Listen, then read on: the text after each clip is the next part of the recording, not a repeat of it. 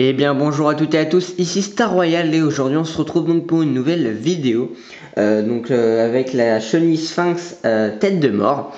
C'est une chenille qu'on m'a donnée, donc je suis super content de l'avoir. Et comme ça m'a permis d'étudier un petit peu les chenilles. Donc comme toutes les chenilles, ça se transforme ensuite en papillon, mais bien sûr avant en chrysalide.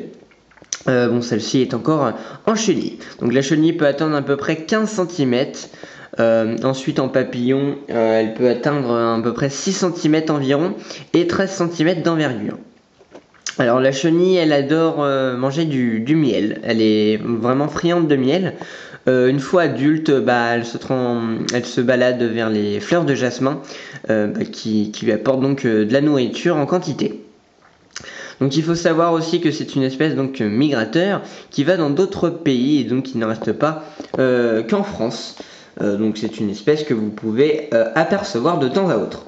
Alors aussi il faut savoir également que cette espèce pour se transformer donc en papillon, donc quand elle se met en chrysalide, s'enterre sous sol.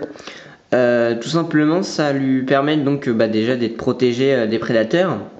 À moins qu'il trouve le trou où s'est enterrée la chenille. Mais voilà, donc il y a beaucoup moins de risques de trouver la chrysalide et donc risque de perdre de la chenille. Donc bien sûr cette chenille ne va pas tout de suite se transformer en chrysalide comme vous pouvez constater. Alors également vous pouvez voir juste ici une petite corne, une sorte de corne donc à l'arrière. Alors je ne sais pas du tout à quoi ça sert. Je ne pense pas que c'est une technique de défense. Donc si quelqu'un est au courant de l'utilité de cette corne, merci de me le dire dans les commentaires, ça sera vraiment gentil. Donc voilà pour la petite présentation de la chenille sphinx à tête de mort. J'espère que ça vous a plu et puis je vous dis à la prochaine. Ciao tout le monde!